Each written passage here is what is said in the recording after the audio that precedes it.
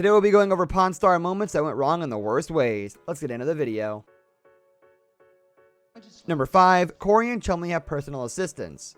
With all they have going on, both Chumlee and Cory have personal assistants who do most of their grunt and gopher work. Whenever you see Chum doing something on the show, it's probably not in his normal repertoire. He would normally just send his assistant to do it. Again, this type of realism coming to light takes a little bit more away from the show's appearance.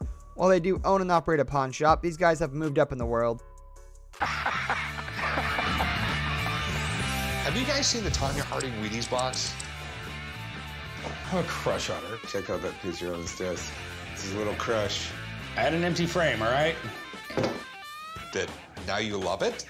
Oh, dude, I got all kinds of weird stuff in my office. It's Tonya. Number 4. The Pawn Plaza is not doing well financially.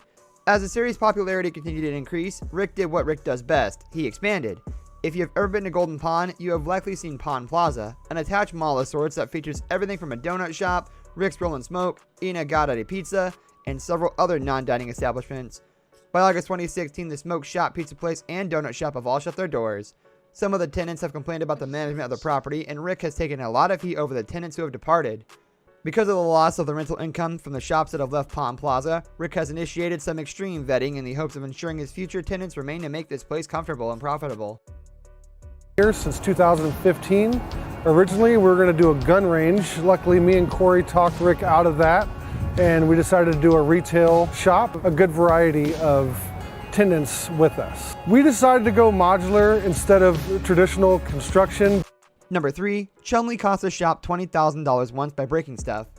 Part of Chumlee's charm revolves around his decidedly immature nature and overall inability to do proper work. He's clumsy and tends to break things from time to time. Shortly before the first episode aired, Chumlee cost the shop $20,000 when he accidentally broke a base someone had pawned for the shop for $700. By pawned, we meant that it was pawned, not sold, so the owner intended to return and retrieve this item. After breaking the base, Chumlee stored the pieces back in the box and left it there, hoping nobody would notice. When the owner came back to collect his item and pay back his cash, Rick had no choice but to return the full value of the item lost. Somehow, Chumlee still has a job, which just goes to show that friendship with an owner and his son helps when you do something monumentally stupid. Austin Lee Russell, better known as Chumlee, was born in Henderson, Nevada, not far from where he would eventually work and find fame. The nickname Chumlee came to be when a friend's dad said that he'd at the Harrison's pawn shop. Before he was making deals, Chumlee worked behind the counter, writing tickets, cleaning, and testing items. In the 5 years. Number 2. Olivia Black worked on the show until some photos surfaced. Early in the show, Olivia Black was brought into the night shift to work in the shop, and Chumlee was immediately attracted to her. That's not surprising, she's an attractive woman.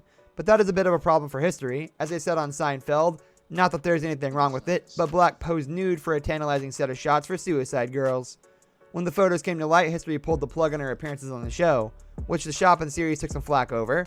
What most people didn't know was that Black wasn't fired from her job at Gold and Silver, only from appearing on the show. It's a family program after all, and they couldn't and shouldn't have fired her from her job because of some photos.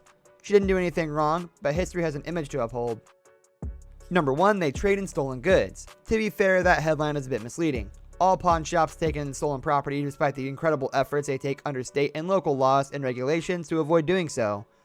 As we mentioned above, they took in some gold and melted it down before the owner could get a hand on it, but they have had that happen many times. This kind of thing tends to happen behind the scenes more often than not, but in one episode, the guys bought a 2,000-year-old Tyrian shekel, a coin most historians believe would have been traded to Judas in the infamous 30 pieces of silver. A detective arrived at the shop and informed them the coin was stolen, but they were able to keep it since the original owner had been compensated by his insurance policy. That's going to do it for today's video, guys. Thank you for watching. If you enjoyed the video, leave a like on the video, and don't forget to subscribe to our channel so you don't miss out on any of our videos in the future. I'll catch you next time. Goodbye.